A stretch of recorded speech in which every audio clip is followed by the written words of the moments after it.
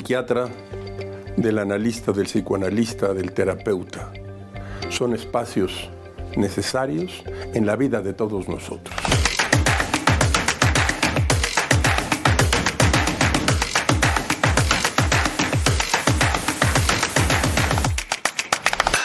Bienvenidos a La Otra Aventura, un espacio dedicado al mundo de los libros. El escritor español Pío Baroja escribió que el psicoanálisis es el cubismo de la medicina.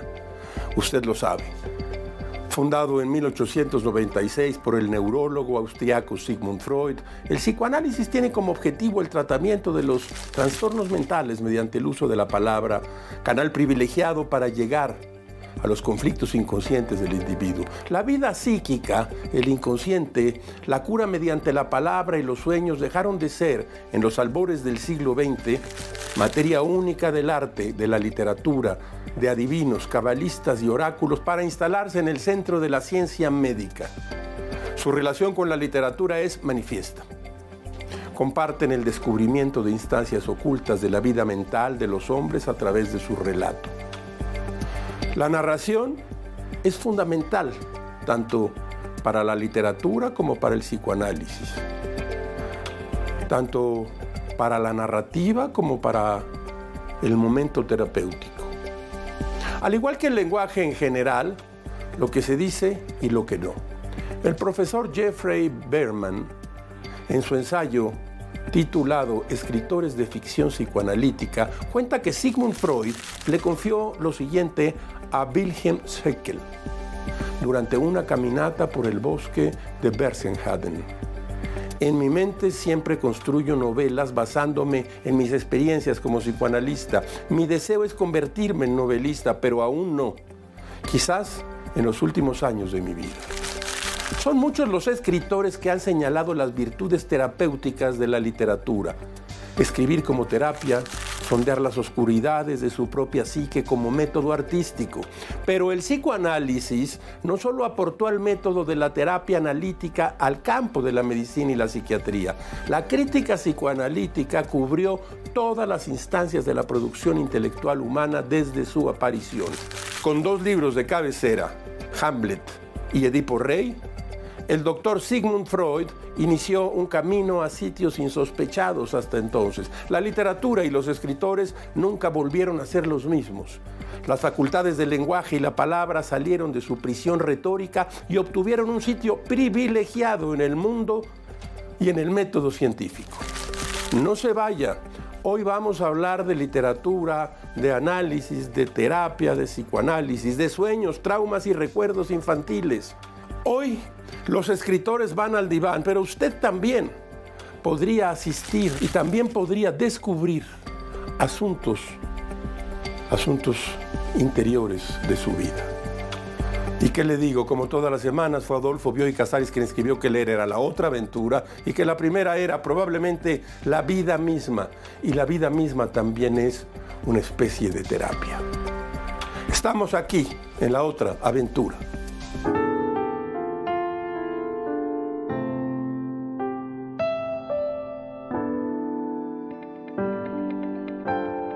Traigo aquí para ustedes una diatriba que escribí hace ya varios años. Como usted sabe, una diatriba es algo que se escribe en contra de alguien, pero también, y con anterioridad, quiere decir conversación.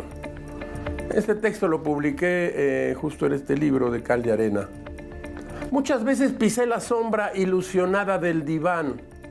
Alguna noche al borde de la cama y de la desesperación, decidí en la oscuridad un arreglo con mi vida a través de sesiones de 50 minutos. Aspiré a entenderme, pero me lo impidió algo que combinó la incredulidad y la soberbia. Con el tiempo, entendí que no todas las enfermedades espirituales deben ser curadas, que nadie puede ver con la claridad en las sombras del alma y mucho menos extraer de esa oscuridad lecciones para una vida mejor. Me convencí de que nadie puede penetrar en la noche del pasado y ordenar sus desasosiegos de acuerdo con interpretaciones desprendidas de otras turbaciones, tan complejas o dudosas como las otras.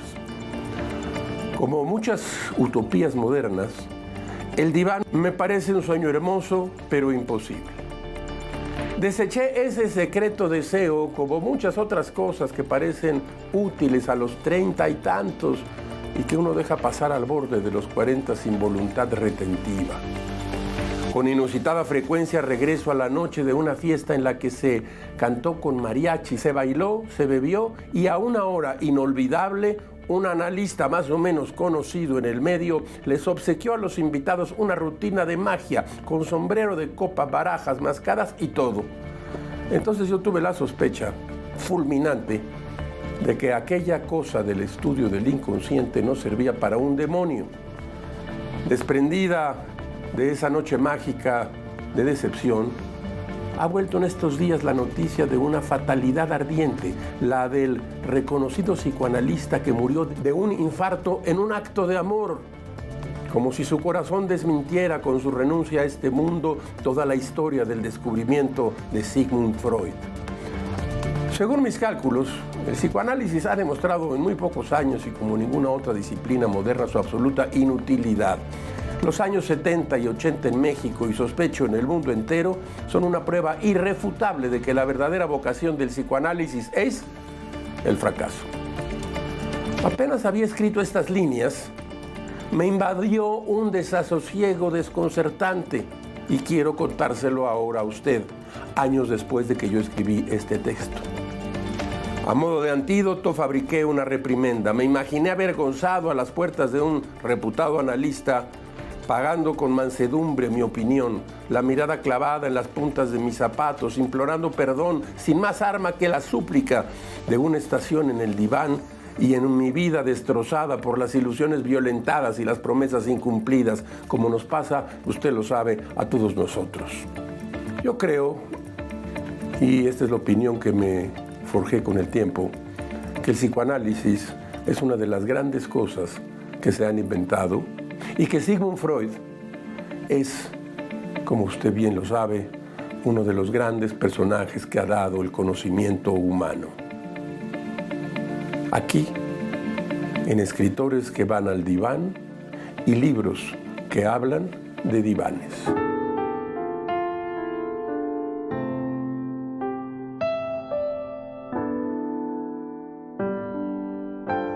Hermann Hesse llegó al psicoanálisis en 1916, cuando la vida empezaba a oscurecerse. La guerra había alterado el clima moral de Europa. Su matrimonio se rompía, uno de sus hijos enfermó gravemente y su oficio de escritor perdió estabilidad. Hermann Hesse, seguramente usted ha oído por lo menos hablar de él, pero en mi generación fue un escritor de gran éxito, muy conocido. Casi no había casa en la que no hubiera un par de libros, Demián y el lobo estepario. En ese punto recurrió entonces Hermann Hesse al análisis. Durante meses acudió a sesiones con G.B. Lang, discípulo de Carl Jung. Aquella fue una decisión práctica. Hesse necesitaba pensar su vida con método. En el consultorio habló de sueños recurrentes, de culpa, de una identidad fragmentada. El análisis le dio una forma de observación. Aprendió a registrar la vida interior sin buscar soluciones rápidas. Esa experiencia dejó una huella profunda. Poco después escribió Demián, el libro que sigue el recorrido de un joven que descubre una escisión íntima. El mundo ya no aparece dividido entre el bien y el mal. Aparece como una totalidad conflictiva. La figura de Abraxas concentra esa intuición. La sombra deja de ser un obstáculo y se vuelve parte del trayecto. El vínculo entre análisis y escritura se volvió más visible con el tiempo. En El lobo estepario, Hermann Hesse trabaja la diversidad del yo con mayor rigor. Harry Haller, el personaje central, vive atravesado por voces, impulsos y deseos que no buscan reconciliación. El teatro mágico ofrece una manifestación de la conciencia, el sujeto como una constelación móvil. Esa idea surgió en el diván. Hesse acudió al psicoanalista para dar orden a la tormenta interior que amenazaba con arrasarlo. La escritura apareció después como la consecuencia natural de ese nuevo orden. El análisis le enseñó a convivir con la fractura, a mirarla con atención. En su obra, la introspección dejó de ser un gesto romántico. Se convirtió entonces en disciplina. La literatura germinó de ese trabajo silencioso, paciente y continuo. Hermann Hesse, busque alguno de sus dos grandes libros, o Demián o El lobo estepario.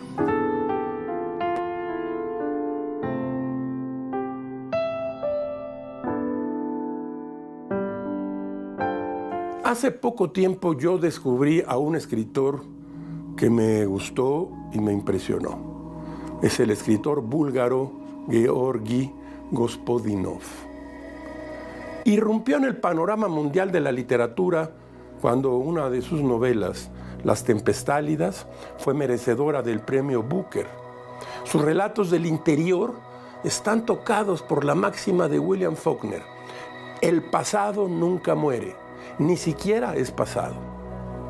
Uno de sus personajes ronda las páginas de su literatura con el misterio de los sabios y los adivinos. El enigmático psicoanalista Gostin. De sus libros, uno destaca por el cruce de su historia personal y su ficción de desarrollo arborescente, El jardinero y la muerte, centrado en uno de los símbolos más recurrentes de la terapia psicoanalítica, la muerte del padre. Hemos traído a esta sección su gran inicio. La primera frase es demoledora. Mi padre era jardinero, ahora es jardín. Escuche usted el inicio del jardinero y la muerte. Traigo además, déjeme que le cuente aquí, un libro que se llama Física de la Tristeza, un libro extraordinario. Ahora vayamos al principio del jardinero y la muerte. Mi padre era jardinero, ahora es jardín. No sé por dónde empezar. Que este sea el inicio. Estamos hablando de un final, por supuesto, pero ¿dónde empieza el final? Creo que me he hecho pis encima, dijo mi padre en el umbral.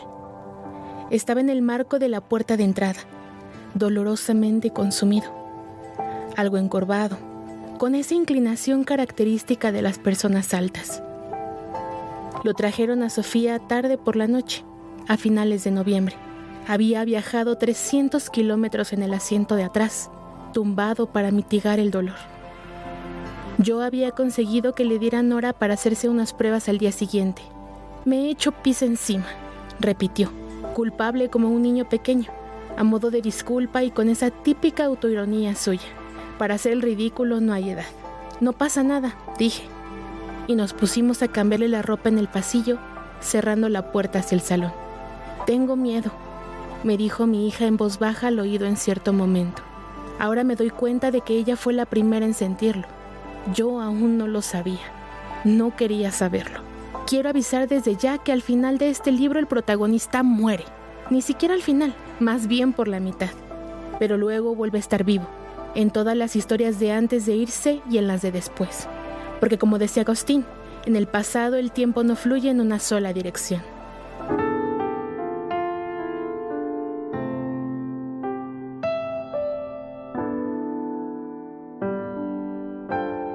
El 29 de diciembre de 1999, la escritora Joan Didion asistió al consultorio del doctor Mackinnon, un psiquiatra que le fue referido por su hija Quintana, quien notaba en la escritora el desarrollo de un cuadro depresivo.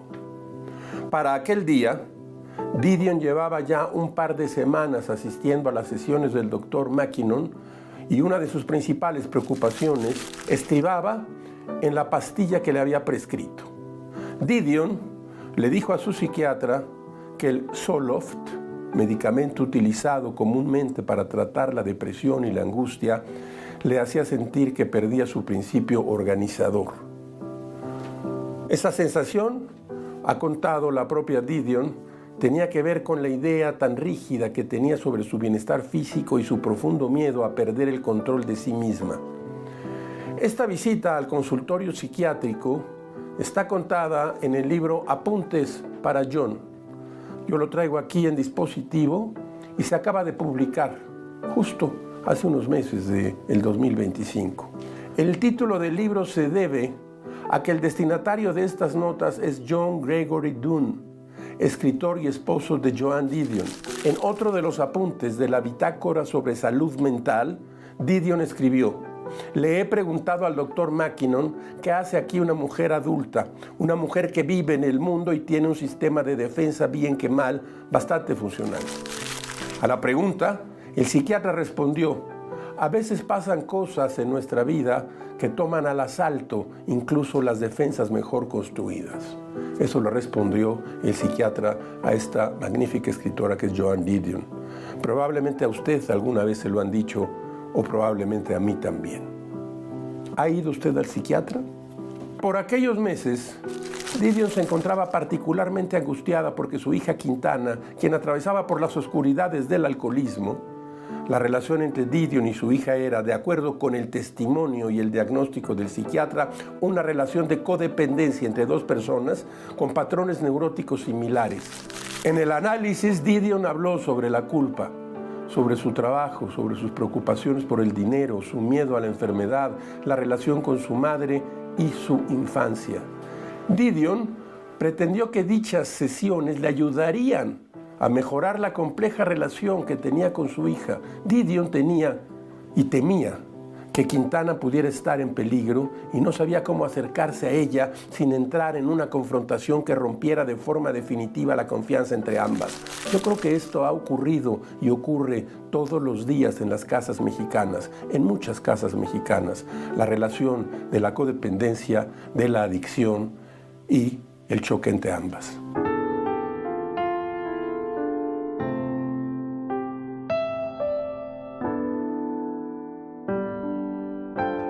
En el taller de la otra aventura, usted ya lo sabe, aquí incluimos otro tipo de expresiones artísticas y culturales, algo de cine, libros.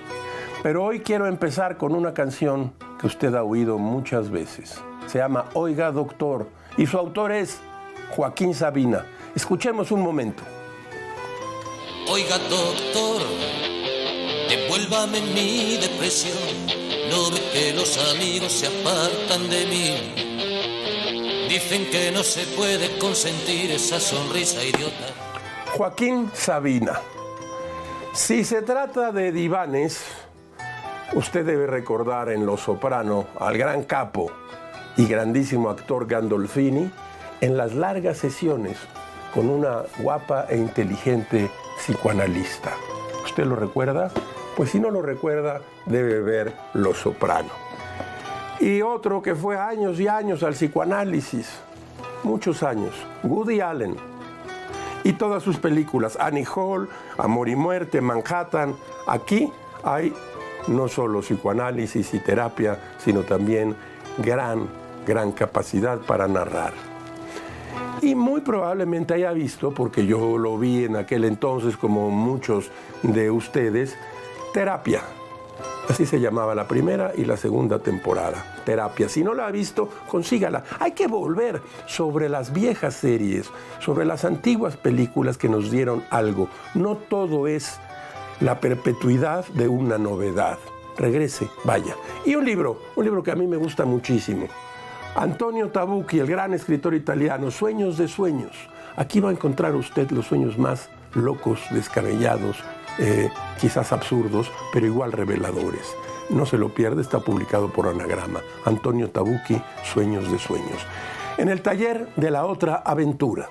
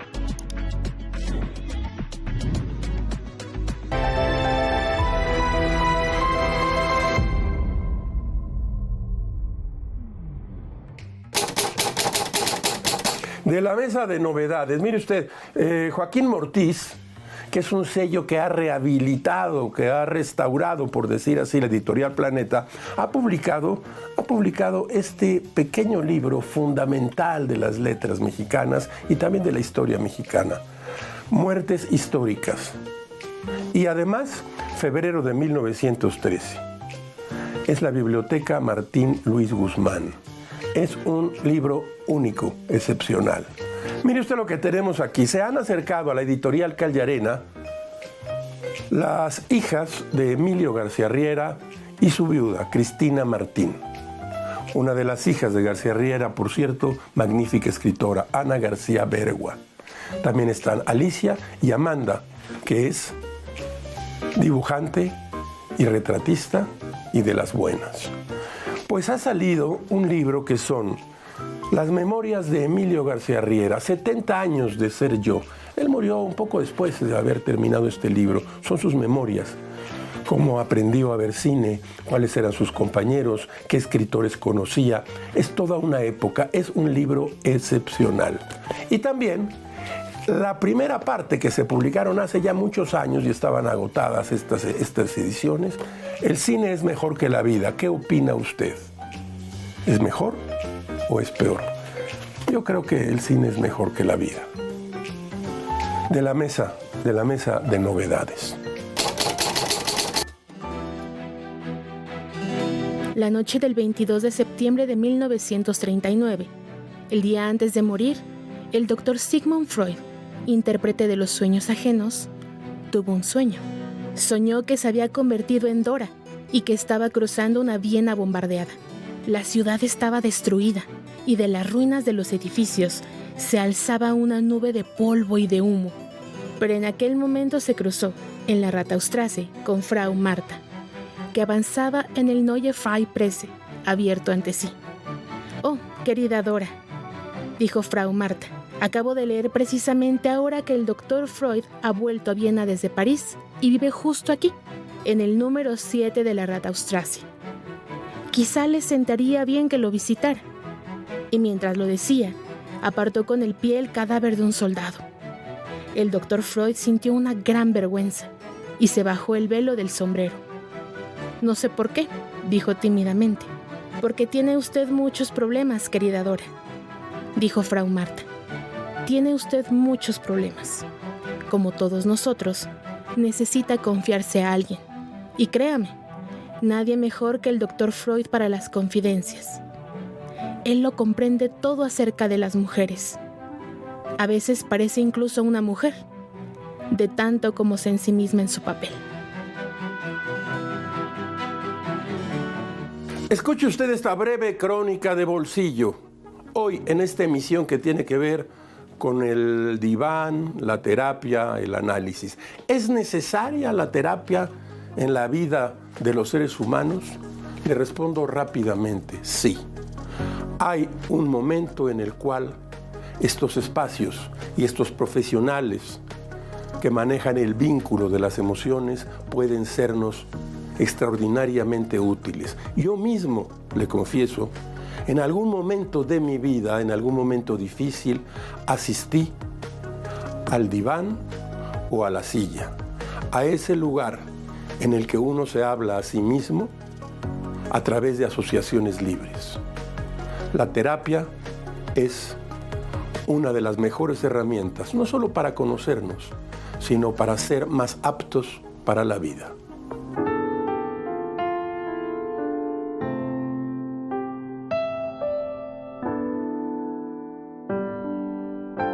¿Los terapeutas pueden curarnos de nuestros atavismos y nuestras dependencias? Por lo menos eso pensamos cuando acudimos a terapia y establecemos una relación de extrañas confidencias con un desconocido que se apodera de nuestros pensamientos.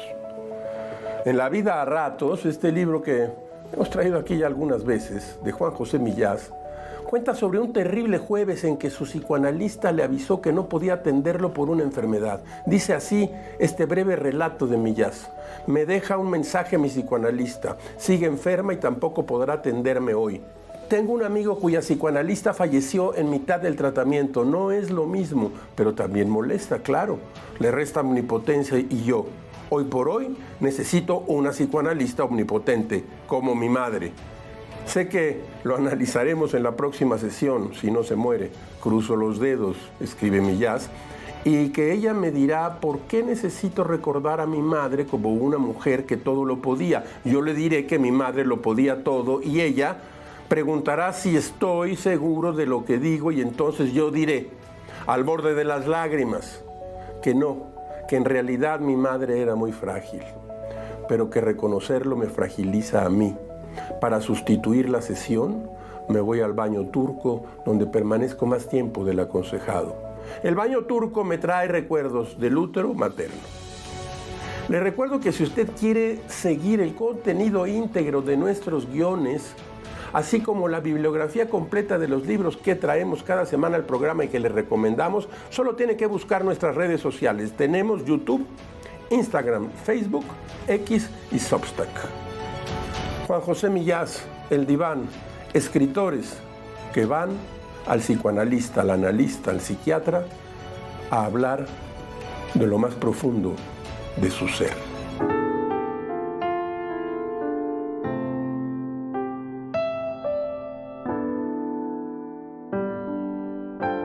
Como todas las semanas, usted encontrará aquí un espacio para la felicidad de las frases célebres. Hoy, en Día de Diván. A veces un puro es solamente un puro. Se dice que dijo Sigmund Freud. Nosotros nos vamos, pero se queda usted aquí con la mejor información del día en ADN Noticias. Yo soy Rafael Pérez Gay y los espero aquí la próxima semana.